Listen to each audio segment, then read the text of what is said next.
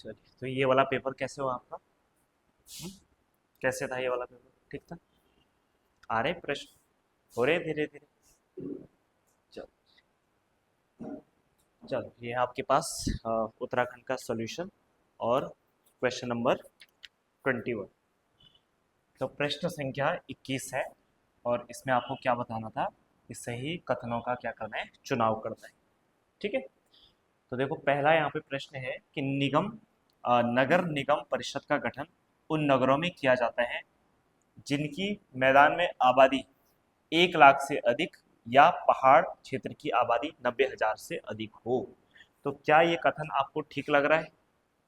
क्या ये कथन आपको ठीक लग रहा है? बताओ, लग रहा है? लग रहा है या है या नहीं है? ठीक है, तो क्या होना चाहिए? देखो, अगर आपको किसी भी क्षेत्र को या किसी भी नगर को अगर नगर निगम घोषित करना है, तो नगर निगम घोषित करने के लिए जो प्रावधान है वो क्या है कि मैदानी क्षेत्र में उस नगर की संख्या कितनी होनी चाहिए?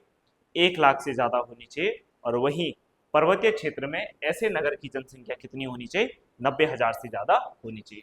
तो यानी कि इस हिसाब से देखें तो ऑप्शन ए आपका बिल्कुल सही है। ये वाला पॉइंट तो बिल्कुल ठीक है ना? ये वाला पॉइंट क्या आपका बिल्कुल सही है। उसके बाद अगर नेक्स्ट आ जाते हैं तो देखो, दूसरा जो कथन है कि महापौर का चुनाव प्रत्यक्ष रूप से 5 वर्षों के लिए होता है। तो क्या 5 वर्षों के लिए होता है? तो क्या जो महापौर है, सबसे पहले महापौर कौन होता है? तो नगर निगम का जो अध्यक्ष होता है, ठीक है, उसी को क्या बोलते हैं? महापौर कहते हैं। या इसी को क्या कहा जाता है? मेयर कहा जाता है। क्या कहा जाता है? मेयर कहा जाता है। राइट? तो क्या महापौर का चुनाव प्रत्यक्ष रूप से होता है? प्रत्यक्ष चुनाव का मतलब क्या होता है कि जहां पे जो आम जनता है, यानी कि जहां पे जो वोटर्स हैं, वो डायरेक्ट क्या करते हैं? बटन दबाते हैं।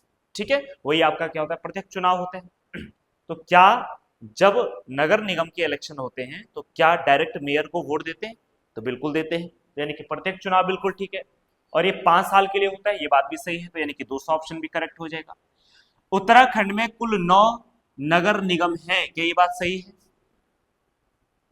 उत्तराखंड में कुल 9 नगर निगम है, क्या ये बात सही है? तो ये बात भी तो बिल्कुल सही है। सही है? नहीं, गलत है ये बात, है ना? क्योंकि अब उत्तराखंड में नगर निगम कितने हो चुके हैं? 11 हो चुके हैं। तो यानी कि तीसरा वाला ऑप्शन आपका क्या है? गलत है। और चौथा ऑप्शन पे आ जाते हैं कि नगर निगम के सभासदों का चुनाव 5 वर्षों के लिए अप्रत्यक्ष रूप से किया जाता है। तो अगर इस सेंटेंस को देखो तो ध्यान से देखना। देखो, जो नगर निगम के जो सदस्य होते हैं, सदस्यों को ही सभासद या पार्षद भी कहा जाता है। ठीक है, पार्षद का जो चुनाव होगा वो हमेशा कैसे होगा? डायरेक्ट होगा। देखो, कोई भी निगम, ठीक है, या कोई भी संस्था हो, अगर वहां पे किसके सदस्यों का चुनाव हो रहा है तो सदस्यों का चुनाव हमेशा कैसे होगा? प्रत्यक्ष रीति से होगा, कभी अप्रत्यक्ष रीति से नहीं होगा। चाहे आपके ग्राम पंचायत के सदस्य हो, चाहे आपके क्षेत्र पंचायत के सदस्य हो, चाहे नगर पालिका के सदस्य हो, ठीक है, हर जगह सदस्यों का चुनाव हमेशा कैसे होगा? प्रत्यक्ष होगा, ना कि अप्रत्यक्ष होगा। तो यानी कि चौथी बात भी आपकी क्या होगी? गलत होगी। ठीक है, तो ऑप्शन क्या था? सही कथन पे क्या करना है? विचार करना है। तो सही कौन सी? 1 और 2। 1 और 2 है कहीं? अच्छा, 1 और 2 नहीं है। अच्छा, या तो यहाँ पे असत्य होना चाहिए था, है ना? यहाँ पे असत्य होना चाहिए था। ठीक है, असत्य कथन चुनना था। तो असत्य कथन अगर चुनेंगे तो फिर उसके हिसाब से क्या हो जाएगा? सी वाला ऑप्शन करेक्ट हो जाएगा। ठीक है, तो तीसरा और चौथा क्या है? गलत आंसर हो जाएगा। ठीक है, बाकी थोड़ा यहाँ पे गड़बड़ी हो रही है ना, थोड़ा टाइपिंग में एरर हो रखी है कि यहाँ पे क्या होना चाहिए था? असत्य होना चाहिए। अगर सत्य होता तो तब हम यहाँ से ये 3 वाला हटा देते।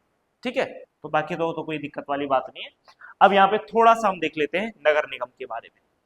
ठीक, अगर नगर निगम की बात करें तो नगर निगम बनाने का प्रावधान मैं अभी आपको बता चुका हूं कि शहरी क्षेत्र में कितनी होनी या मैदानी क्षेत्र में कितना होना चाहिए? 1 लाख की जनसंख्या और पर्वतीय क्षेत्र में 90,000 की पॉपुलेशन होनी चाहिए। उसके अलावा नगर निगम का जो अध्यक्ष होता है उसे क्या बोलते हैं? महापौर कहते हैं। क्या कहते हैं? महापौर कहा जाता है। क्या कहा जाता है? महापौर कहा जाता है। या इसी को हम क्या बोलते हैं? मेयर कहते हैं। चाहे महापौर हो चाहे मेयर हो, इसका चुनाव या आपके कौन सदस्य हो, सबका चुनाव कैसा होता है? प्रत्यक्ष रीति से होता है। कैसा होता है? प्रत्यक्ष रीति। प्रत्यक्ष रीति का मतलब होता है कि जहां पे आप सीधे उसको वोट देते हैं। ठीक है, यानी कि आप जब नगर निगम के चुनाव होते हैं तो आपको 2 वोट देने होते हैं, एक मेयर के लिए और एक बटन किसका दबाना होता है, जो आपके क्षेत्र में जो पार्षद उठा हुआ है। ठीक है, जैसे आप सीधा सीधा, जैसे आजकल ग्राम पंचायत के चुनाव चल रहे हैं, तो जब ग्राम पंचायत के चुनाव में आपने वोट दिया होगा तो आपने दो बटन दबाए होंगे। एक बटन किसका, प्रधान वाला बटन, और दूसरा कौन सा, जो आपके खोले से जो वार्ड मेंबर उठा हुआ है ना, तो आपकी दो वोट जाती है। वहीं उप प्रधान को वोट नहीं देते हैं। उप प्रधान कैसा होता है, अप्रत्यक्ष होता है, क्योंकि बाद में जो सदस्य चुन के जाएंगे, यही सदस्य बाद में अपने में से किसी एक आदमी को क्या बनेंगे, उप प्रधान बनेंगे। बस सेम चीज यहाँ पे भी होती है। ठीक है, चलो जी, महापौर हो गया, मेयर हो गया। मेयर के लिए देखो एज कितनी होनी चाहिए, अगर कोई व्यक्ति मेयर के लिए उठना चाहता है तो उसकी एज कितनी होनी चाहिए कम से कम, तो उसकी एज होनी चाहिए कितनी, 30 साल। कितनी होनी चाहिए, 30 साल। और वही सदस्यों की एज कितनी होनी चाहिए, मान लो अगर आप पार्षद के लिए उठना चाहते हैं तो एज कितनी होनी चाहिए, 21 साल। कितनी होनी चाहिए, 21 साल। तो ये मिनिमम एज। अब मान लो मेयर या आपका जो सदस्य है चुन के आगे, अब मेयर को शपथ दिलाने का काम कौन करेगा, क्योंकि उसके बाद शपथ भी तो होगा, तो शपथ कौन दिलाता है, तो ध्यान रखना, मेयर को शपथ दिलाने का जो काम करता है वो कौन करता है, तो ये करता है मंडलायुक्त। कौन करता है, मंडलायुक्त, या इसी को क्या बोलते हैं, मंडल आयुक्त, या इसी को बोला जाता है डिविजनल कमिश्नर। क्या कहा जाता है, डिविजनल कमिश्नर कहा जाता है। ठीक है, वर्तमान में हमारे राज्य में कितने डिवीजन है या कितने मंडल है, 2 मंडल है, और इन्हीं 2 मंडलों को लीड करने वाला क्या होता है, एक अधिकारी होता है जो डीएम से बड़ा होता है, उसी को क्या बोलते हैं, डिविजनल कमिश्नर कहा जाता है। उसी को क्या कहा जाता है, डिविजनल कमिश्नर का। तो डिविजनल कमिश्नर क्या करता है कि नगर निगम के मेयर को शपथ दिलाता है। अगर मान लो भविष्य में कभी इसे अपना त्याग पत्र देना हो, किसे, मेयर या महापौर को अगर अपना त्याग पत्र देना हो तो ये अपना त्याग पत्र किसे देता है, तो त्याग पत्र देता है नगर आयुक्त को। किसे देता है, नगर आयुक्त। ठीक है, यानी जिसे क्या बोलते हैं, सिटी कमिश्नर कहा जाता है। जिसे क्या कहा जाता है, सिटी कमिश्नर कहा जाता है, अर्थात नगर आयुक्त। ठीक है, चलिए अब इसके अलावा देखो हमारे राज्य में कुछ नगर निगम है। कौन कौन से नगर निगम है, कभी कभी यही प्रश्न आ जाता है कि किस नगर निगम की स्थापना कब हुई थी। सबसे पहले अगर हम बात करें तो हमारे राज्य का जो पहला नगर निगम था वो कौन सा था, देहरादून नगर निगम, जिसकी स्थापना कब हुई, 1998 ईस्वी में हुई। देहरादून नगर निगम राज्य का पहला नगर निगम था जिसकी स्थापना 1998 में हुई, लेकिन 1998 में हमारा राज्य नहीं था। 1998 में कौन सा था, उत्तर प्रदेश। हम उत्तर प्रदेश के अधीन आते थे। कुछ टाइम के बाद क्या किया गया कि देहरादून नगर निगम को समाप्त किया गया। ठीक है, और फिर जब हमारा राज्य बना तो 2002 में फिर से देहरादून नगर निगम का क्या किया गया, पुनर्गठन किया गया। अगर ये आता है कि देहरादून नगर निगम की स्थापना कब हुई, तो 1998 में। ठीक है, अगर प्रश्न ये आपके पास कि देहरादून नगर निगम का पुनर्गठन कब होता है, तो कब होता है, 2002 में होता है। तो ये हमारे राज्य का पहला नगर निगम है। उसके बाद साल आते हैं 2011। 2011 में उत्तराखंड में 2 नए नगर निगम बनाए गए, और एक नगर निगम था आपका कौन सा, हरिद्वार, और दूसरा जो नगर निगम था ये कौन सा था, हल्द्वानी। तो 2011 में 2 नए नगर निगम बनाए गए, हल्द्वानी और हरिद्वार। उसके बाद साल आता है 2013, और 2013 में 3 नए नगर निगम बनाए गए। ये कौन कौन से थे, तो एक था आपका कौन सा, रुड़की, रुड़की नगर निगम। एक आपका कौन सा, उधम सिंह नगर में काशीपुर, और दूसरा कौन सा है, रुद्रपुर। तो 2013 में कितने नगर निगम बने, 3 नगर निगम बने। उसके बाद अगर आ जाए 2017 में, तो 2017 की अगर बात करें तो 2017 में आपके कितने नगर निगम बनाए गए, 2 और नगर निगम बनाए गए। एक नगर निगम था आपका ऋषिकेश, और दूसरा नगर निगम कौन सा है, कोटद्वार। तो टोटल नगर निगम कितने हो गए अभी तक, 8। उसके बाद साल आता है 2021, और 2021 में एक नया नगर निगम बनाया गया, और इसका नाम क्या था, श्रीनगर गढ़वाल नगर निगम। श्रीनगर गढ़वाल नगर निगम।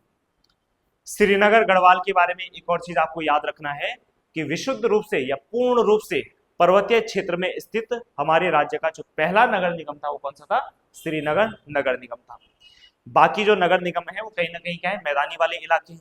ठीक है, तो प्रश्न इस तरीके से भी घुमाया जा सकता है कि पूर्ण रूप से पर्वतीय क्षेत्र में स्थापित होने वाला राज्य का पहला नगर निगम तो कौन सा था, श्रीनगर नगर निगम। अभी आपको पता है 2025 में नगर निगम के क्या हुए, चुनाव हुए हैं। तो ठीक उससे पहले राज्य में 2 और नगर निगम बनाए गए, और वो कौन कौन से था, तो एक था आपका अल्मोड़ा, और दूसरा कौन सा था, पिथौरागढ़ नगर निगम। तो इस तरीके से हमारे राज्य में कुल कितने नगर निगम है वर्तमान में, 11 नगर निगम। तो ये सारे नगर निगम आपको अच्छे से याद होने चाहिए, राइट। चलिए अब उसके बाद आ जाते हैं क्वेश्चन नंबर 22 पे, और प्रश्न संख्या 22 है। 22वां प्रश्न क्या है, निम्नलिखित कथनों पे विचार करना है। उत्तराखंड राज्य का राज्य पक्षी कौन है, उत्तराखंड राज्य का राज्य पक्षी, इसने गलत टाइप कर दिया, उत्तराखंड राज्य का राज्य पशु होना था यहाँ पे, ठीक है, क्या होना था, राज्य पशु कस्तूरी मृग है, ये था पूरा सेंटेंस यहाँ पे, राइट। क्या था, ठीक है, कस्तूरी मृग उत्तराखंड का, कहां पे लिखा है, अच्छा लिखा है इधर, अच्छा इधर लिखा है, ठीक है, कस्तूरी मृग उत्तराखंड का राज्य पशु होना था, पक्षी थोड़ी है ना। अच्छा यहाँ पे क्या करना है, सही बताना है, अच्छा अच्छा नहीं ठीक है, उस हिसाब से ठीक है। चलो जी दूसरा प्रश्न देखो क्या है, तो कस्तूरी मृग क्या है हमारे राज्य का, कस्तूरी मृग क्या है, तो कस्तूरी मृग क्या है हमारे राज्य का, पशु है, राज्य पशु, तो ये पक्षी नहीं है, क्या है, राज्य पशु है। राज्य पक्षी कौन सी है, मोनाल है। दूसरा है कस्तूरी मृग उत्तराखंड राज्य के हिम शिखरों पर लगभग 3600 से 4044 ऊंचाई तक मिलते हैं, क्या ये बात सही है, बताओ ये बात ठीक है या गलत है, सही है ना ये बात भी, ठीक है, ये बात भी बिल्कुल ठीक है। उसके बाद कस्तूरी मृग केवल उत्तराखंड में ही पाए जाते हैं, क्या ये बात सही है, नहीं ये बिल्कुल गलत हो जाएगा। क्यों गलत होगा, देखो पहला गलत हो गया, तीसरा गलत हो गया। क्यों गलत है, क्योंकि ये हिमाचल प्रदेश में भी मिलता है, सिक्किम में भी मिलता है, और इसके अलावा जम्मू एंड कश्मीर में भी आपका क्या मिलता है, कौन से मिलते हैं, कस्तूरी मृग मिलता है। कस्तूरी नर एवं मादा दोनों मृगों में पाया जाता है, तो ये बात बिल्कुल गलत हो जाएगा, क्योंकि कस्तूरी नामक जो प्रोडक्ट है वो केवल और केवल किसमें मिलता है, कस्तूरी जो नर वाला जो है ना, जो नर कस्तूरी है उसी में क्या मिलता है, कस्तूरी नामक प्रोडक्ट मिलता है, ठीक है। और ये एक टाइम पे ध्यान रखना है, एक टाइम पे लगभग कितना निकाला जाता है, 30 से 45 ग्राम, ठीक है। और जो कस्तूरी नामक जो प्रोडक्ट होता है ये क्या होता है, बहुत ज्यादा महत्वपूर्ण होता है, एक प्रकार से औषधीय का क्या करता है, काम करता है, राइट। तो यहाँ पे देखो देखो फर्स्ट गलत है, थर्ड गलत है, और चौथा गलत है, ऐसा कोई ऑप्शन है, फर्स्ट थर्ड चौथा गलत है, तो यानी कि ए वाला ऑप्शन क्या करना था, इन पे असत्य ढूंढना था ना। चलो जी, तो ए वाला आपका क्या हो जाएगा, करेक्ट आंसर हो जाएगा। क्लियर है इतनी बात। वहीं अगर हम कस्तूरी मृग की बात करें तो कस्तूरी मृग का साइंटिफिक नाम क्या है, साइंटिफिक नाम मॉस्कस काइसोगोस्टर, क्या है, मॉस्कस काइसोगोस्टर, साइंटिफिक नाम है मॉस्कस काइसोगोस्टर, मॉस्कस काइसोगोस्टर इसका क्या हो जाएगा, साइंटिफिक नाम हो जाएगा। इसके अलावा और क्या ध्यान रखना है, इसके अलावा ध्यान रखना है कि इसको एक उपनाम से भी जाना जाता है, क्या बोलते हैं, हिमालयन, हिमालयन मस्क डियर भी कहते हैं इसको, क्या कहते हैं, हिमालयन मस्क डियर भी कहा जाता है, ठीक है, हिमालयन मस्क डियर भी कहा जाता है।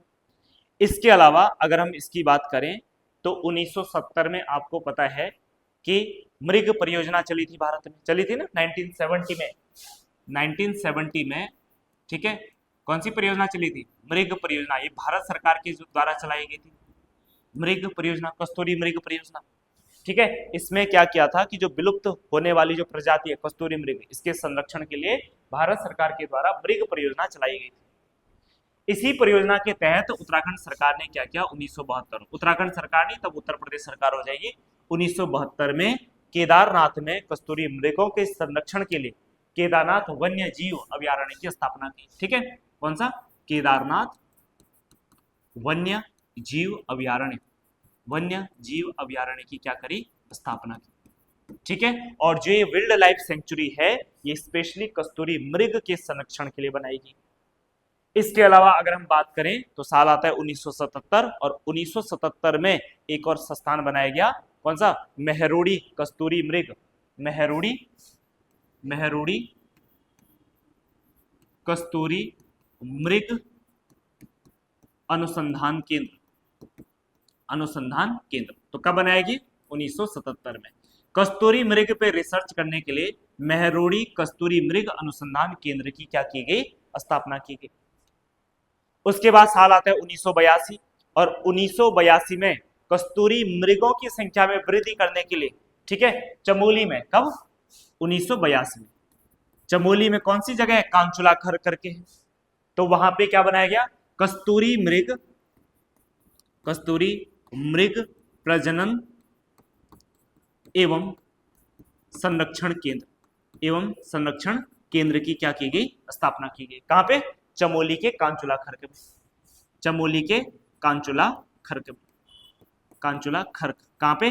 चमोली में, राइट। चलिए, फिर उसके बाद कस्तूरी मृग को बचाने के लिए फिर से प्रयास किए गए और साल आता है 1986 और 1986 में कस्तूरी मृग को बचाने के लिए कहां पे? पिथौरागढ़ क्षेत्र में एक वन्य जीव विहार बनाया गया जिसका नाम क्या था? अस्कोट वन्यजीव विहार या Askot wild life sanctuary. Askot वन्यजीव विहार। तो ये सारे आपको याद रखने हैं क्योंकि ये बड़ा इंपॉर्टेंट है, कस्तूरी मृग, राइट। चलिए जी, यहां तक कोई दिक्कत है? इसके अलावा आपको ये ध्यान रखना है कि उत्तराखंड में कस्तूरी मृग की 4 प्रजातियां मिलती है। कस्तूरी मृग की कितनी प्रजातियां मिलती है? 4 प्रजातियां मिलती हैं। तो आपको कथन बेस्ड प्रश्न में कुछ भी पूछा जा सकता है इनमें से, राइट।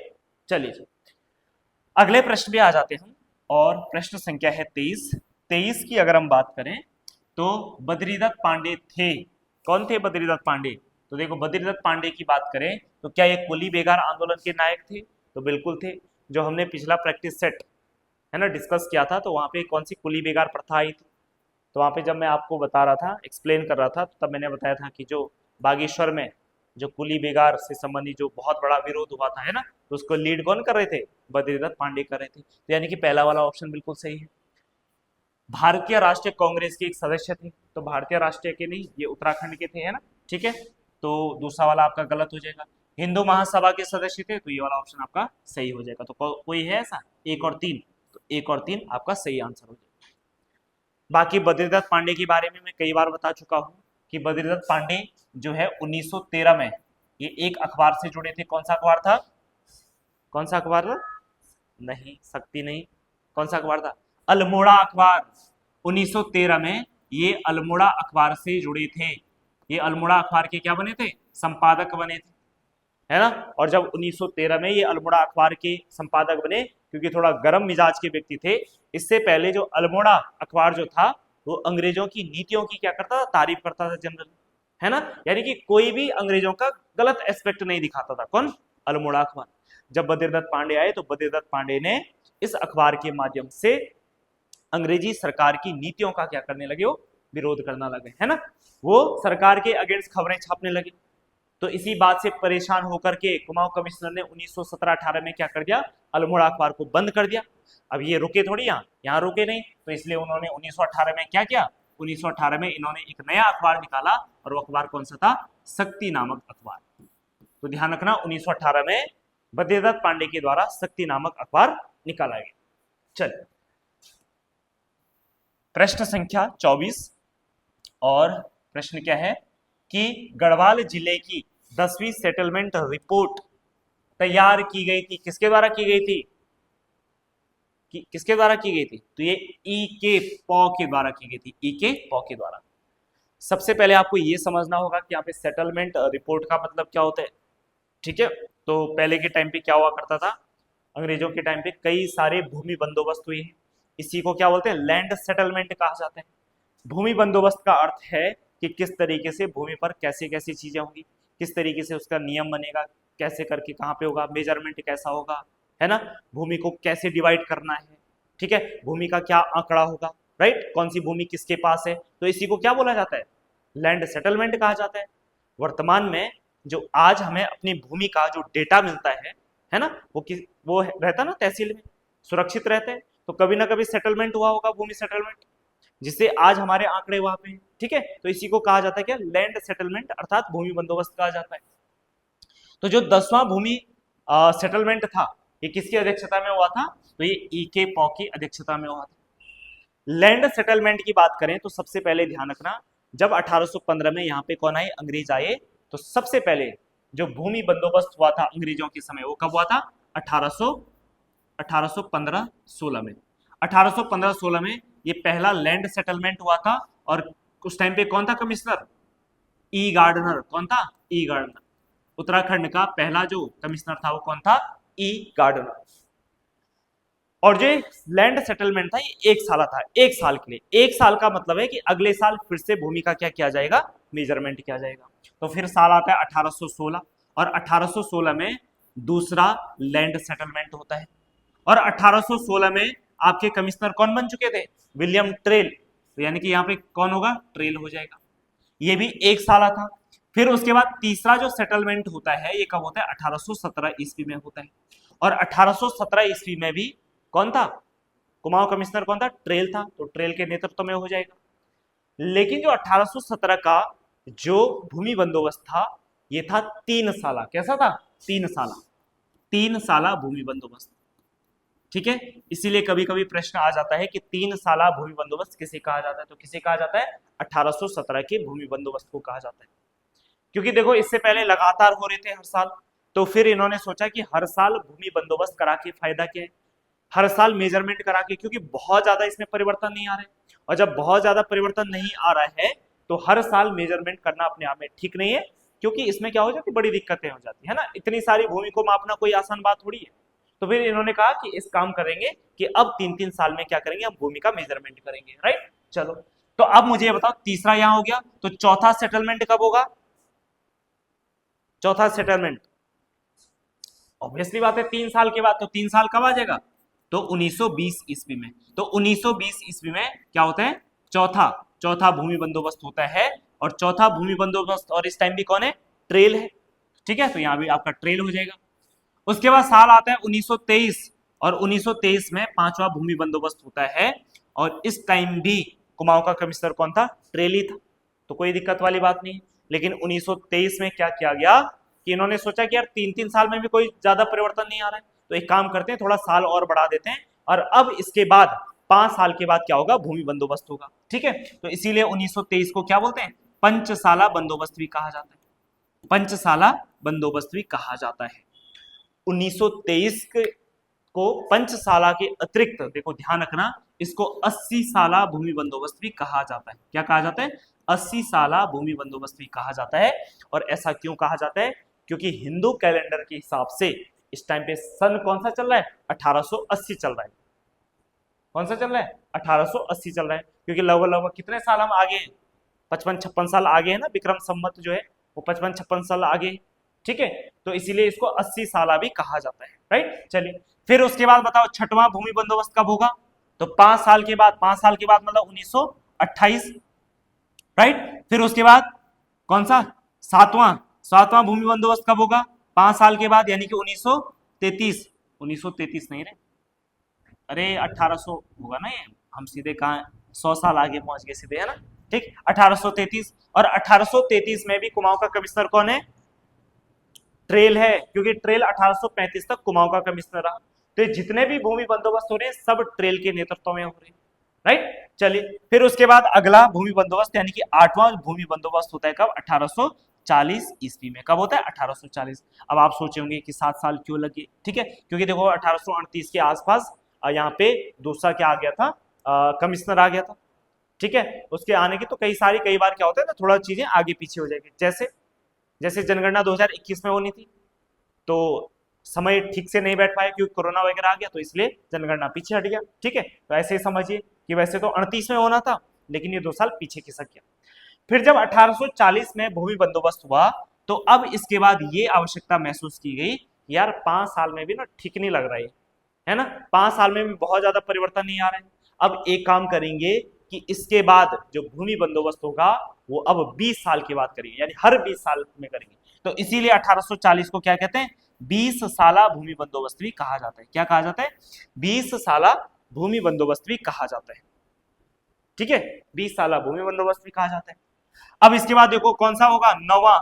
नौवां जो भूमि बंदोबस्त है, नौवां भूमि बंदोबस्त होता है कब, तो ये शुरू हुआ आपका 1800, लगभग 20 साल के बाद 1863 से लेकर के और आपका 1873, लगभग 10 साल तक ये भूमि बंदोबस्त चलता रहा, मेजरमेंट होता रहा, मेजरमेंट होता रहा, ठीक है। लेकिन जो ये नवा भूमि बंदोबस्त था ये बड़ा इंपॉर्टेंट था, और इसका जो मुख्य अधिकारी था, जो लैंड अधिकारी था, उसका नाम क्या था? विकेट, ठीक है। इसका कौन था? विकेट। इसीलिए इसको विकेट बंदोबस्त भी कहा जाता है, विकेट बंदोबस्त भी कहा जाता है। तो ये भूमि बंदोबस्त था वो किसके नेतृत्व में हो रहा था? विकेट के नेतृत्व में हो रहा था, तो इसीलिए इसको विकेट बंदोबस्त भी कहा जाता है, ठीक है। नवा जो भूमि बंदोबस्त था ये अपने आप में बड़ा इंपॉर्टेंट था, क्योंकि पहली बार इस बंदोबस्त में वैज्ञानिक पद्धति को अपनाया गया था। कौन सी पद्धति? वैज्ञानिक पद्धति को अपनाया गया था। और इसी टाइम पे भूमि को जो है 5 वर्गों में डिवाइड किया गया। कितने वर्गों में डिवाइड किया गया? 5 वर्गों में डिवाइड किया गया। और ये 5 वर्ग थे, कौन कौन से थे? तो 5 वर्ग थे कौन से? तलाव भूमि, कौन सा? तलाव हो जाएगा। तलाव का मतलब जहां पे क्या होती है? सिंचाई होती है, ठीक है। उसके बाद एक था उपरांव, उपरांव अव्वल, और दूसरी कौन सी था? उपरांव दोयम, ठीक है। उसके बाद कौन सी थी? इजराइन, और लास्ट कौन सी होगी? कटीली, ठीक है। तो इसी के अनुसार आप देख सकते हैं, यानी कि जो सबसे ज्यादा उपजाऊ भूमि होगी तलाव, उसके बाद उपरांव, उसके बाद दोयम, उसके बाद इजराइन, और उसके बाद कटीली। ये डिवाइड इसलिए भी किया गया ताकि जो है जहां पे ज्यादा मात्रा में क्या होता है कृषि का उत्पादन हो रहा है, वहां पे क्या लगाया जा सकता है? ज्यादा टैक्स लगाया जा सकता है, और जहां कम हो रहा है तो वहां कम लगाया जाएगा, है ना। तो एक तरीके से क्या होगा? राजस्व कलेक्ट करने के लिए क्या हो जाएगा? यहाँ पे आसानी हो जाएगी, और इससे लोगों को थोड़ा राहत मिलेगी, है ना, ठीक है। चलो, तो वैज्ञानिक पद्धति का क्या किया गया? अपनाया गया। और इसके अलावा ध्यान रखना, लोगों को उसके खाते की, उसके भूमि की सटीक जानकारी के लिए लोगों को खतौनी भी उपलब्ध कराया गया। शबरा खतौनी आज भी मिलता है ना, शबरा खतौनी। तो ये पहली बार इसी टाइम पे हुआ था। इसी को क्या बोलते हैं? शबरा या खतौनी कहा जाता है, ठीक है। तो ये लोगों को उनकी भूमि का रिकॉर्ड देखने के लिए शबरा या खतौनी क्या कराया गया? उपलब्ध कराया गया, ठीक है। तो इतनी बात आपको इस प्रश्न के बारे में याद रखना है। अगला प्रश्न है नेक्स्ट, निम्नलिखित में से कौन सा सुमेलित नहीं है? तो जरा बताओ, सुमेलित नहीं है जो।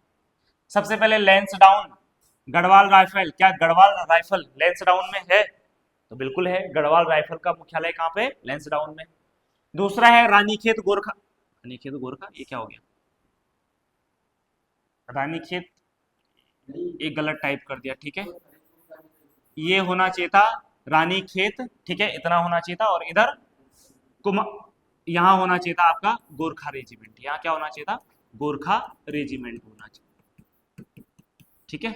इस बार काफी एरर करके रानीखेत गोरखा रेजिमेंट हो जाएगा, ठीक है।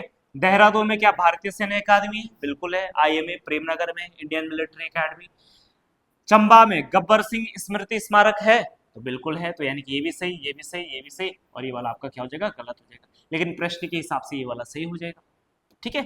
अगला प्रश्न आ जाओ। क्वेश्चन नंबर 26 है, उत्तराखंड पर शासन करने वाला प्रथम राजनीतिक वंश कौन सा था? तो उत्तराखंड पे राज करने वाला जो पहला राजनीतिक वंश था उसका नाम क्या था? कुड़िंद, है ना। उसके बाद कौन? देखो क्रम में देखेंगे तो पहले कुड़िंद, कुड़िंद के बाद कौन? कत्यूरी, उसके बाद कौन? परमार, और परमार के बाद गोरखा हो जाएगा, अगर क्रम वो करने के लिए आ जाए आपके पास, ठीक है। कुड़िंद के बारे में पहले भी बता चुका हूं कि जो कुड़िंद है, कुड़िंद को अलग अलग ग्रंथों में अलग अलग नाम से जाना गया है। जैसे टॉलमी ने क्या किया? कुड़िंद राइन का है, महाभारत में द्विज कहा गया है, ठीक है। अलग अलग क्या है? नाम है। कहीं पे कुड़िंद जन है, कहीं पे कुड़िंदो पश्य है ना। तो ये आपको ध्यान रखना है। इसके अलावा कुड़िंदों से संबंधित 3 प्रकार के क्या मिले हैं? सिक्के मिले हैं, जिनको हम बोलते हैं अल्मोड़ा प्रकार के सिक्के। इसके अलावा छत्रेश्वर प्रकार के सिक्के, और इसके अलावा अमोदभूति प्रकार के सिक्के, राइट। चलो अगला प्रश्न है, कुमाऊं के किस अंग्रेज कमिश्नर के लिए कहा गया था? क्या कहा गया था? न वकील, न अपील, न दलील, ठीक है। ये किसको कहा गया था? George William trail. इसका मतलब है विलियम ट्रेल ने जो कहा वही अंतिम सत्य है ना। इसके लिए कोई आप क्या नहीं कर सकते, इस बात पे बहस नहीं कर सकते कि ये नहीं होगा या ऐसा नहीं होगा, ठीक है। जो ट्रेल ने बोल दिया बस वही है, ठीक है। इसीलिए कहा जाता है न वकील, न अपील, न दलील। जो ट्रेल ने कह दिया वही अंतिम सत्य है, ठीक है। ट्रेल का शासनकाल उत्तराखंड की राजनीतिक व्यवस्था और उत्तराखंड के विकास की व्यवस्था के हिसाब से बड़ा इंपॉर्टेंट था, क्योंकि इसने लंबे समय तक क्या किया? उत्तराखंड में शासन किया है, राइट। जो भी हमें उत्तराखंड की आधुनिक व्यवस्था दिखती है कहीं ना कहीं उसमें विलियम ट्रेल उसका कहीं ना कहीं क्या था, एक तरीके से फाउंडर भी था, है ना। 20 साल तक 1815-16 में बना था और 1835 ईस्वी तक रहा। ठीक। वहीं विलियम ट्रेल की अगर हम और बात करें तो ध्यान रखना, विलियम ट्रेल के बारे में सबसे पहले जब 1816 में ये बना तो इसने क्या बनाई, अल्मोड़ा जेल। अल्मोड़ा जेल की स्थापना हुई इसके समय पर। ठीक है, 1816 में अल्मोड़ा जेल की क्या हुई, स्थापना हुई। इसके बाद 1819 में ही विलियम ट्रेल के ही समय पटवारी पद को क्या किया गया था, सृजित किया गया था। पटवारी पद को क्या किया गया था, सृजित किया गया था। ठीक है, पटवारी पद को क्या किया गया था, सृजित किया गया था। इसके अलावा अगर हम बात करें तो साल आता है 1820, और 1820 में बात करें तो ध्यान रखना, कोर्ट की फीस के लिए, कौन सी, कोर्ट की फीस के लिए, फीस के रूप में स्टाम्प पेपर की क्या की गई, शुरुआत की गई। स्टाम्प पेपर की शुरुआत की गई। ठीक है, और लगभग 8 आने तक लिया जाता था 1820 ईस्वी। 1820 ईस्वी के बाद अगर बात करें तो 1822 ईस्वी में इसी के समय क्या होता है कि एक तो इसने कौन सा विभाग बनाया, आबकारी विभाग, आबकारी विभाग। और उसके अलावा बात करें तो 1822 में ही इसने कौन सी सेना बनाई थी, खच्चर सेना की स्थापना करी थी। ठीक है, कुली बेगार के विकल्प के रूप में खच्चर सेना का क्या किया गया था, गठन किया गया था। उसके बाद साल आया 1824, और 1824 में जो सरकारी खजाना है उस पर नियंत्रण करने के लिए इसने डबल लॉक व्यवस्था की थी। कौन सी, डबल लॉक व्यवस्था। ठीक है, बाकी डिटेल में देखो ये चीजें आपकी क्लास में होती हैं कि ये चीजें क्या थी, आबकारी विभाग, खच्चर सेना क्यों बनाई गई थी। ठीक है, चलो जी 1824 ईस्वी में। इसके अलावा अगर मैं बात करूं तो साल आता है 1830 में, और 1830 में ही इसने क्या किया, 1830 में इसने जो है क्या किया था, देहरादून में प्रथम सिविल कोर्ट की स्थापना करी।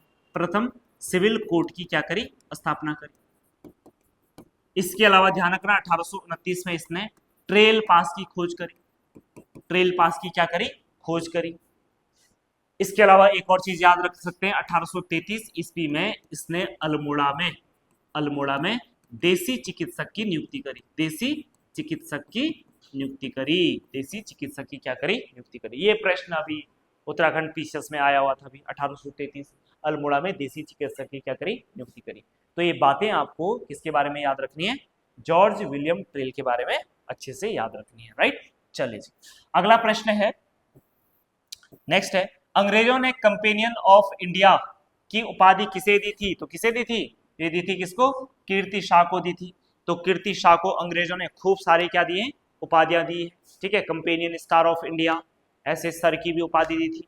अब कीर्ति शाह का अगर समय काल की बात करें तो कीर्ति शाह कब से लेकर कब तक राजा रहा, कीर्ति शाह बताओ कब से लेकर कब तक राजा रहा, तो कीर्ति शाह रहा 1892 से लेकर के 1913 ईस्वी तक ये टिहरी रियासत का क्या रहा, राजा रहा। इसके अलावा ध्यान रखना, वैसे 86 में इसके पिताजी की मृत्यु हो गई थी, लेकिन 86 में कीर्ति शाह बहुत छोटा था, इसीलिए इसकी संरक्षिका के रूप में कौन बनी, संरक्षिका, कीर्ति शाह की संरक्षिका कौन थी, तो ये थी राजमाता गुलेरिया। कौन थी, राजमाता गुलेरिया। राइट। कीर्ति शाह की बात करें तो कीर्ति शाह ने अपने शासन काल में कुछ महत्वपूर्ण कार्य कराए, जैसे इसने सबसे पहले 1996 में, कब, 1896 में इसने एक शहर बसाया, और इस शहर का नाम क्या था, कीर्तिनगर। क्या था, कीर्तिनगर। और इसी कीर्तिनगर का पहला क्या नाम होता था, बिसौली गांव। कौन सा गांव होता था, बिसौली गांव होता था। तो 1896 में कीर्तिनगर की स्थापना करी। उसके बाद बात करें तो 1896 में ही 1896 नहीं 97 में इसने घंटाघर की स्थापना करी। टिहरी में घंटाघर की स्थापना करी। साल 2002 में जो स्वामी रामतीर्थ हैं, स्वामी रामतीर्थ जो है वो इसके दरबार में आए। स्वामी रामतीर्थ जो है वो इसके दरबार में आए। कब आए, 2002 में स्वामी रामतीर्थ इसके दरबार में आए। 1901 में इसी के समय रियासत टिहरी नामक अखबार निकला। रियासत टिहरी नामक अखबार निकला। क्या कह रहे हो, 2002 में स्वामी रामतीर्थ, ठीक है, ये कहाँ आए थे? टिहरी में आए थे। हाँ, आपको कुछ और लग रहा है? हाँ, कितना, कौन सा सन लग रहा है? हाँ, 2002 में आए थे ना। ठीक है, स्वामी रामतीर्थ कहाँ है? टिहरी। अच्छा, 2000। अच्छा ठीक है, एक गड़बड़ हो गया ना। हाँ, 1800 कब? 1902। 1902, अच्छा मैं बोला कि से गड़बड़ क्यों हो रहा है? अच्छा ठीक है, 1902 है ना। चलो ये तो नॉर्मल सी बात होगी ना, ठीक है 1902 हो जाएगा। नहीं तो इसके दरबार में 2002 में कहाँ से आ जाएगा, है ना। 2002 100 साल बाद। ठीक है, 1913 में तो कीर्ति साहब मर गया, है ना। उसके बाद 1900 साल आता है 1907 में, और 1907 में इसने एक बटालियन बनाई। 1907 में इसने एक बटालियन बनाई, और बटालियन का नाम क्या था? सेपर्स एंड माइनर्स। सेपर्स एंड माइनर्स नाम की एक बटालियन बनाई। एक क्या करे इसने? बटालियन का गठन किया। ठीक है, तो कुछ बातें आपको कीर्ति शाह के बारे में क्या रखनी है? याद रखनी है। अगला प्रश्न आ जाते हैं। नेक्स्ट प्रश्न है, एटकिंसन द्वारा संपादित हिमालय क्षेत्र का गजेटियर्स प्रकाशित हुआ था, कब हुआ था? ये हुआ था 1882 ईस्वी में। हिमालयन क्षेत्र का, या इसी को बोलते हैं क्या? Himalayan district gazetteers. ठीक है, इसको किसने लिखा था? एटकिंसन ने लिखा था। अगर और गजेटियर्स आते हैं, जैसे कौन सा? Garhwal gazetteers. Garhwal gazetteers. Garhwal gazetteers. ठीक है, चाहे आपके पास कौन सा आ जाए? अल्मोड़ा गजेटियर्स आ जाए। अल्मोड़ा गजेटियर्स आ जाए, तो ध्यान रखना इनका राइटर कौन है? वॉल्टन। कौन है? वॉल्टन। ठीक है, जो आपका गढ़वाल गजेटियर था, या इसी को देहरादून का गजेटियर भी बोलते हैं, देहरादून का गजेटियर, इस नाम से इसको, या इस पुस्तक की रचना करने वाला जो व्यक्ति था उसका नाम था प्रकाश थपलियाल। उनका नाम क्या था? प्रकाश थपलियाल। ये इसका क्या था? हिंदी रूपांतरण। क्या था? हिंदी रूपांतरण था। राइट, चलिए जी अगला प्रश्न नेक्स्ट है। गोरखाओं ने अपनी दक्षिणी सीमा की, अच्छा प्रश्न क्या है? संबंध संगौली संधि से नहीं था। देखो सबसे पहले आपको ये समझना पड़ेगा कि संगौली की संधि कब हुई थी। तो ये 2 दिसंबर 1815 ईस्वी को गोरखा और अंग्रेजों के मध्य संगौली की संधि हुई थी, और उसके बाद गोरखाओं ने कुमाऊं क्षेत्र को क्या कर दिया था? छोड़ दिया था, या उत्तराखंड को छोड़ दिया था और वापस नेपाल चले गए। ठीक है, और इसी संधि के तहत अब उत्तराखंड पे किसका शासन होगा? अंग्रेजों का शासन होगा। तो 2 दिसंबर 1815 को संगौली नामक जगह, जो कि कहां पे पड़ती है? बिहार में पड़ता है। ठीक है, तो वहां पे अंग्रेजों और गोरखाओं के बीच में क्या हुई? संधि हुई। क्या इस संधि के तहत ये बात सही थी कि गोरखाओं ने अपनी दक्षिणी सीमा के निचली बूंद पर अपना दावा बनाए रखा? नहीं, इसी चीज के लिए तो लड़ाई हुई थी, बुटवल प्रांत जो दक्षिणी सीमा है। ठीक है, तो यानी कि अपना दावा छोड़ दिया था किसने? गोरखाओं ने। तो पहला वाला ऑप्शन गलत है। ठीक है, ये बात गलत है।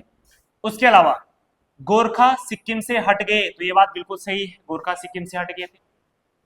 गोरखाओं ने काठमांडू में एक ब्रिटिश रेजिमेंट रखना स्वीकार किया, ये बात भी बिल्कुल सही है। गढ़वाल एवं कुमाऊं के जिले अंग्रेजों के सौंपे गए, तो ये बात भी बिल्कुल सही है। तो ए वाला ऑप्शन आपका क्या था? गलत था।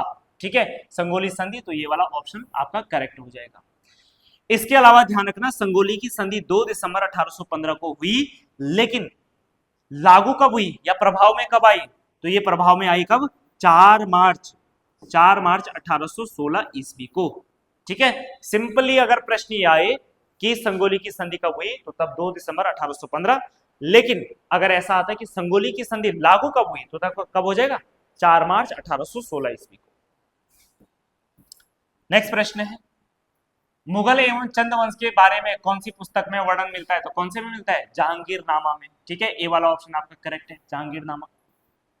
अगला प्रश्न है, बहदराबाद स्थान जहां से 1951 में तान उपकरण एवं मृदु भांड की खोज की गई थी, किस जिले में?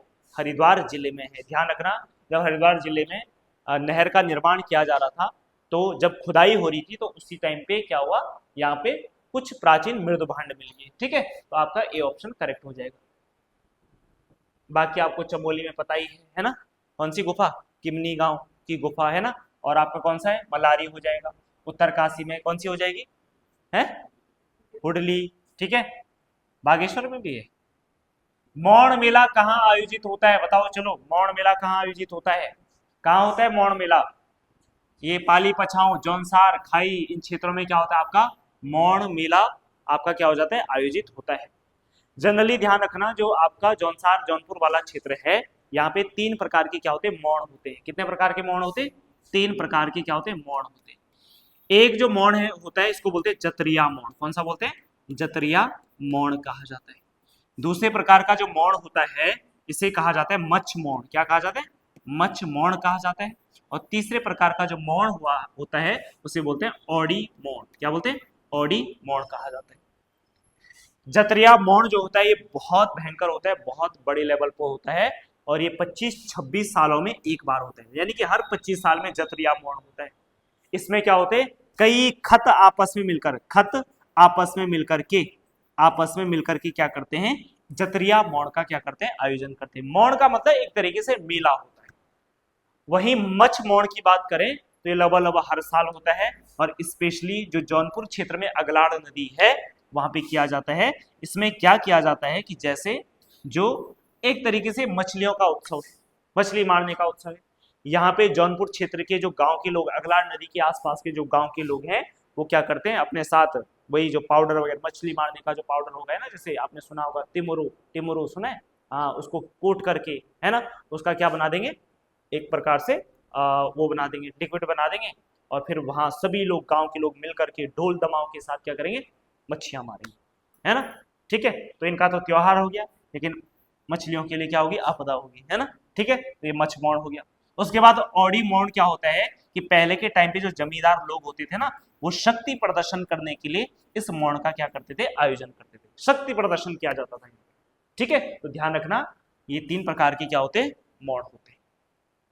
इसके बाद अगला प्रश्न है, नेक्स्ट प्रश्न है आपके सामने, निम्नलिखित में से कौन सी किताब मोलाराम द्वारा लिखित नहीं है? तो मोलाराम ने कौन सी किताब नहीं लिखी? देखो, गढ़ राजवंश काव्य ये मोलाराम के द्वारा लिखी गई किताब है। गढ़ गीता संग्राम ये भी मोलाराम ने लिखी है। मनमत सागर ये भी मोलाराम ने लिखी है। दंपति भी मोलाराम का ही है, लेकिन ये किताब नहीं है, ये क्या है चित्र है। क्या है? चित्र है।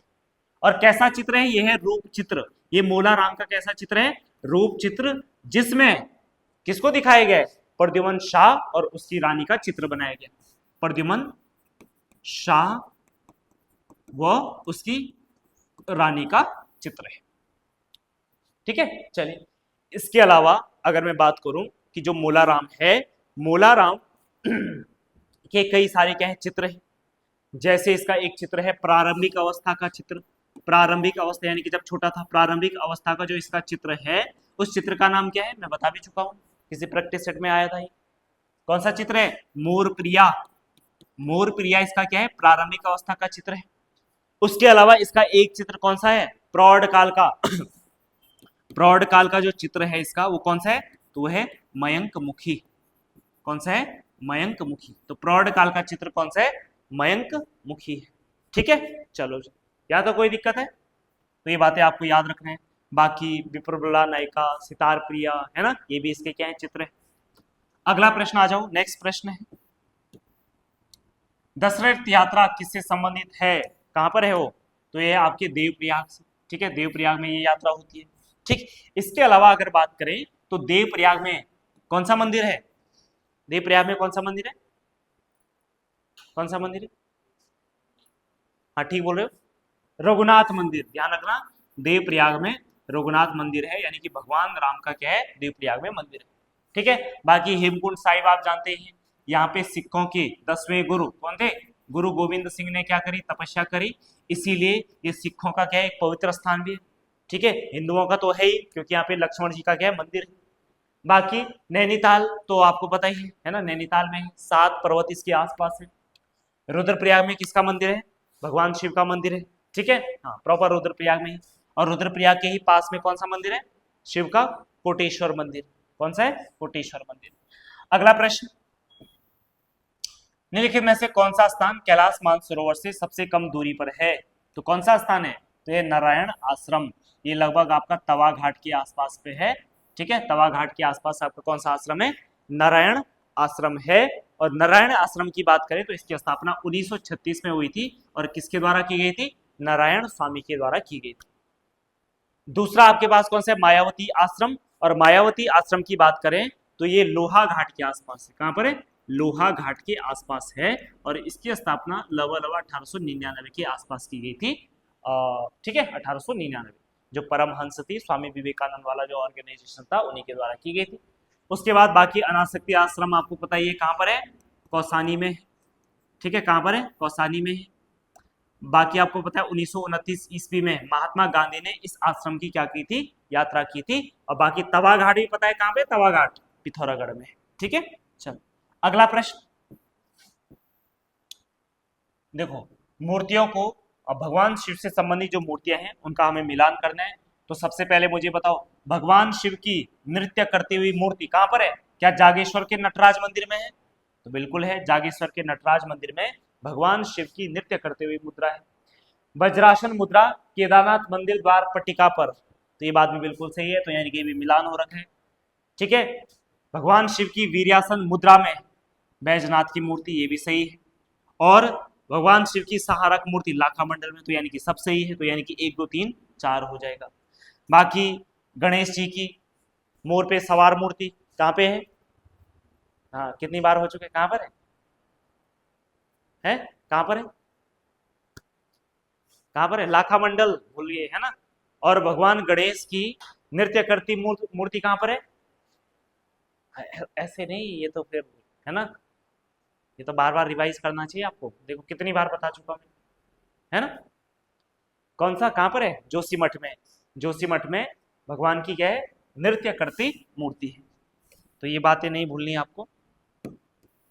अगला प्रश्न आ जाओ।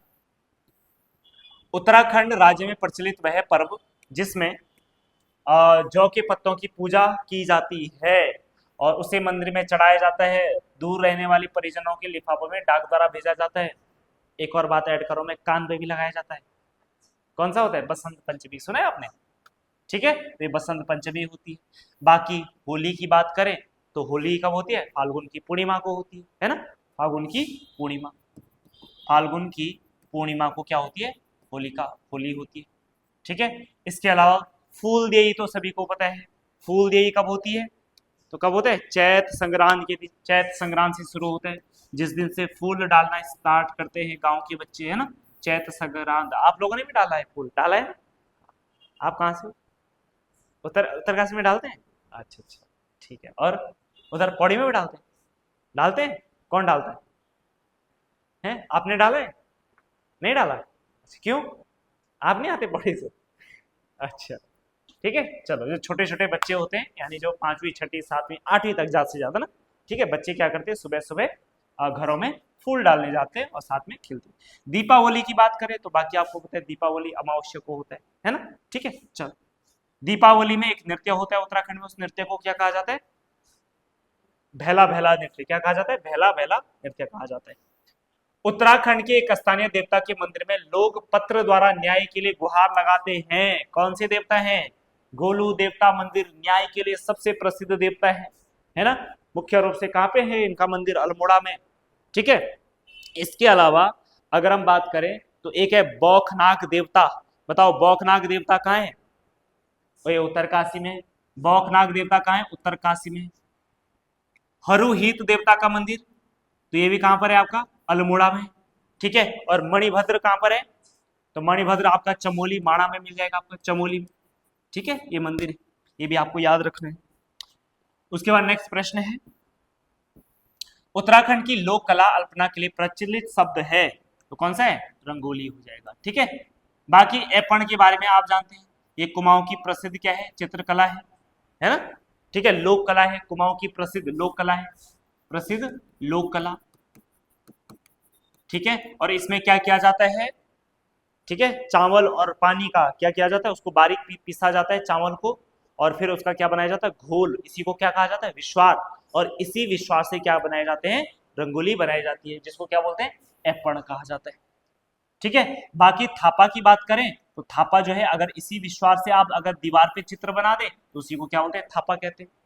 वहीं अगर ज्योति की बात करें तो ज्योति जैसे महाकाली, महासरस्वती, या आपके गणेश जी की, या किसी देवी देवता की अगर आप मानव अंकन करते हैं, यानी चित्रांकन करते हैं, ठीक है, तो उसी को क्या बोला जाता है? ज्योति बोला जाता है। और ये विशेषतर जो आपके त्योहार होते हैं, जो शुभ अवसर, मांगलिक अवसर होते हैं, उस टाइम पे आपके ज्योति चित्र बनाए जाते हैं।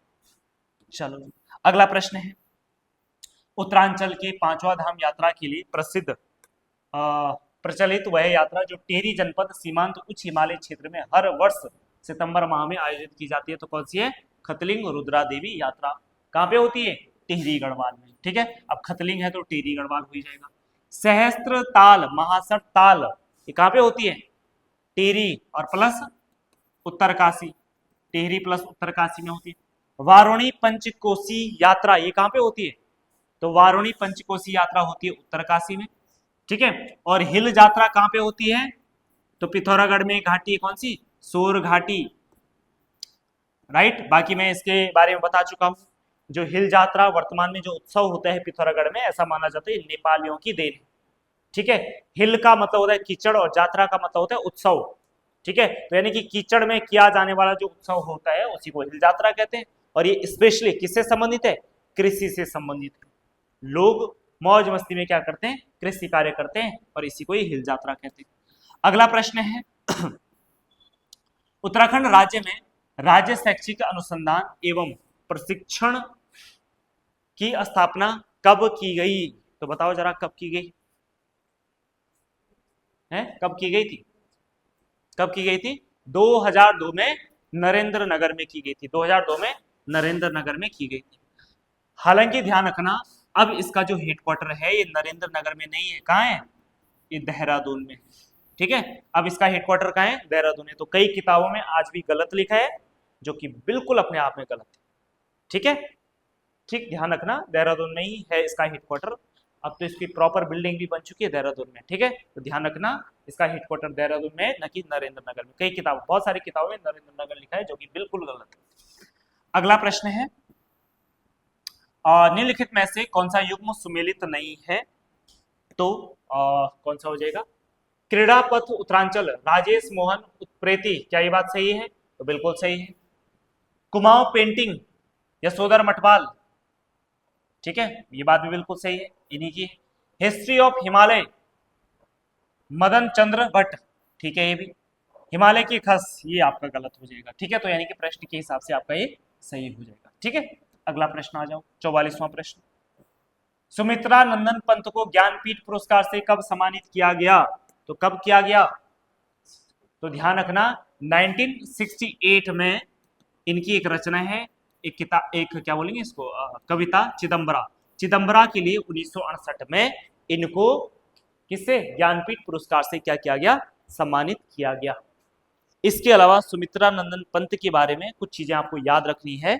सुमित्रा नंदन, हाँ सुमित्रा नंदन, देखो इनका जन्म, ठीक है, सुमित्रा नंदन का जन्म हुआ 20 मई 1900 ईस्वी। ठीक है, इनका जन्म इंपॉर्टेंट है, कई बार पेपर में आ चुका है। तो 20 मई 1900 को इनका क्या होता है?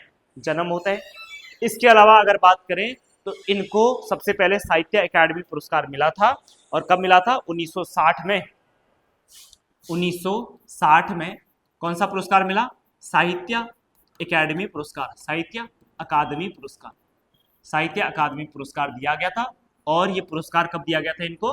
किस लिए दिया गया? इनकी एक रचना थी कला और बूढ़ा के लिए, कला और बूढ़ा के लिए दिया गया था। ठीक है, इसके अलावा बात करें तो साल 1961 में, ठीक है, साहित्य के क्षेत्र में इनकी उपलब्धियों के लिए इनको जो है 1961 में कौन सा अवार्ड दिया गया? पद्म भूषण दिया गया। कौन सा? पद्म भूषण, पद्म भूषण दिया गया। तो 1961 में सुमित्रा नंदन पंत को पद्म भूषण अवार्ड दिया गया। ठीक है, बाकी इनकी युगांत है, युगवाणी है, ठीक है, कई सारी क्या इनकी कविताएं। अगला प्रश्न आ जाते हैं, निम्नलिखित में से किस संस्थान को भारत में पशु विज्ञान चिकित्सा का मक्का कहा जाता है? तो किसे कहा जाता है?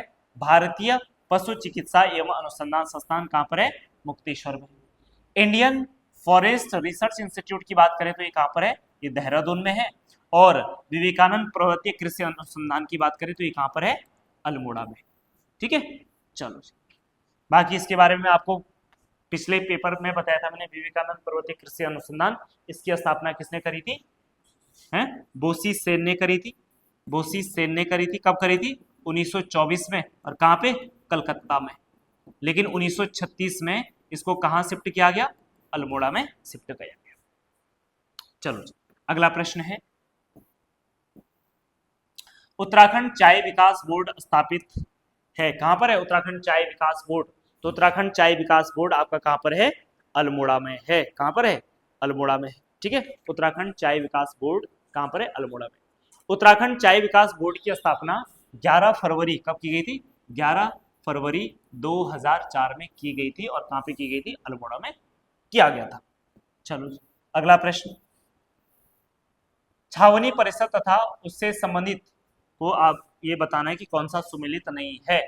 तो सबसे पहले रानीखेत कैंटोनमेंट 1871 बिल्कुल ठीक है। देहरादून कैंटोनमेंट 1814 ये भी ठीक है। चकराता कैंटोनमेंट 1866 ये भी ठीक है। लेकिन लंडौरा कैंटोनमेंट ये गलत है क्योंकि इसकी स्थापना 1936 में हुई। ठीक है, चलो क्वेश्चन नंबर 48, उत्तराखंड राज्य का हरिद्वार जिला उत्तर प्रदेश के निम्नलिखित जिलों में के साथ सीमा साझा करता है। तो किसके साथ? क्या मुजफ्फरनगर के साथ करता है? तो करता है। क्या मुरादाबाद के साथ? नहीं, इसके साथ नहीं करता है। सहारनपुर के साथ करता है और बिजनौर के साथ करता है। तो कहीं है जो क्या लिखा है? साझा करता है। तो ए सी डी है कहीं? ए सी डी, ए सी डी कहीं नहीं है। ए सी डी, ए सी डी कहीं नहीं है। ए सी डी नहीं है ना, तो इसका आंसर होना चाहिए था ए सी डी, ये ऑप्शन। ठीक है, तो थोड़ा ठीक है, टाइपिंग एरर हो रखी है यहाँ पे। आंसर होना चाहिए था ए सी डी होना चाहिए था। ठीक है, चलो नेक्स्ट प्रश्न है, औली में शीतकालीन हिम क्रीड़ा स्थल एवं रज्जु मार्ग औली परियोजना का शुभारंभ कब किया गया?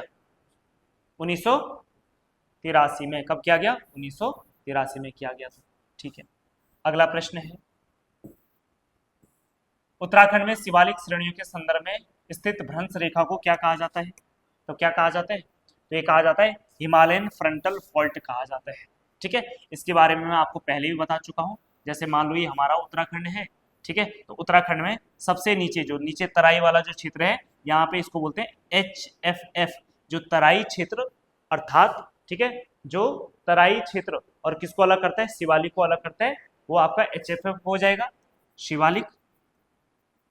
ठीक है, उसके अलावा एक हो जाएगा आपका यहाँ शिवालिक हो जाएगा, यहाँ हो जाएगा आपका लघु हिमालय, यहाँ हो जाएगा आपका बृहद हिमालय। ठीक है, तो इन दोनों को अलग करता है MCT। इसको करता है कौन? इसको कौन सा करता है? इसको करता है MBT। ठीक है, और ये क्या लिखा है? क्या था प्रश्न? स्थित भ्रंश रेखा। ठीक है, ये MBT हो जाएगा और ये आपका क्या हो जाएगा? HFF हो जाएगा। ठीक है, Himalayan frontal fault, main boundary thrust, और आपका शिवालिक के नीचे HFF हो जाएगा, यानी हिमालयन फ्रंटल फॉल्ट। ठीक है, शिवालिक और लघु हिमालय को MBT अलग करता है, यानी कि मेन बाउंड्री थ्रस्ट, और बृहद हिमालय और लघु हिमालय को कौन अलग करता है? MCT करता है। ठीक है, और इसके अलावा अगर बृहद और ट्रांस हिमालय आ जाए तो इसको बोलते हैं ITSHZ बोलते हैं, इंडस सांगपो सचर जोन बोला जाता है। राइट, चलो जी, तो कौन सा ऑप्शन सही हो जाएगा? ये वाला। अगला प्रश्न है, दारमा तथा जौहार घाटी को जोड़ने वाला दर्रा कौन सा है? तो ये रालम दर्रा है। कौन सा है? रालम दर्रा है। अगला प्रश्न आ जाओ, नेक्स्ट। ठीक है, ग्लेशियर लेक, क्या लिखा है? उत्तराखंड राज्य में कई हिमालयी झीलें देखने को मिलती हैं। क्या बात सही है? बिल्कुल सही है, क्योंकि जहां पे ग्लेशियर्स होंगे उसके नीचे क्या होंगे? आपके हिमालयी झीलें भी होंगी। तो ये बात बिल्कुल ठीक है। उत्तराखंड एक हिमालयी राज्य है। क्या उसका कारण ये है? क्योंकि उत्तराखंड एक हिमालयी राज्य है, इसीलिए यहाँ पे हिमालयी झीलें देखने को मिलती है। तो बिल्कुल सही बात है, क्योंकि हिमालयी राज्य यानी पहाड़ी क्षेत्र है, तो इसलिए यहाँ पे हिमालयी झील देखने को मिलती है। तो यानी कि A और B सही है और R A की सही व्याख्या है। अगला प्रश्न, गंगा को राष्ट्रीय नदी कब घोषित किया गया? 2008 में। 2008 में गंगा को राष्ट्रीय नदी घोषित किया गया। इसके बाद अगला प्रश्न है, आसन वेटलैंड, आसन वेटलैंड संरक्षण आरक्षित क्षेत्र की स्थापना देहरादून में 2005 में की गई। सही बात है। झिलमिल झील संरक्षण आरक्षित हरिद्वार जिले में है। ये बात भी बिल्कुल सही है। Naina Devi Himalayan bird conservation की स्थापना 2015 में की गई। बिल्कुल सही है। नैनीताल में स्थित पवालगढ़ संरक्षण आरक्षित क्षेत्र का सब सर्वाधिक है, नहीं ये बात गलत हो जाएगी। तो प्रश्न के हिसाब से ये वाला ऑप्शन आपका करेक्ट हो जाए, ठीक है, गलत आंसर है, सबसे बड़ा नहीं है। उसके बाद अगला प्रश्न है, गोविंद बल्लभ पंत उच्च स्तरीय प्राणी उद्यान जिसकी स्थापना उत्तराखंड राज्य में 1995 में किस जिले में की गई? तो किस जिले में की गई भाई? है किस जिले में की गई? नैनीताल जिले में की गई थी, ठीक है, नैनीताल जिले में की गई थी। अगला प्रश्न है, ठीक है, नेक्स्ट है, अल्मोड़ा के झिरौली गांव के समीप पहाड़ श्रेणी में निम्नलिखित में से किस खनिज उत्पादन में मुख्य रूप से संबंधित है? तो किससे? कॉपर, तांबा से। अल्मोड़ा को जो झिरौली है वो तांबा के लिए क्या है? प्रसिद्ध है।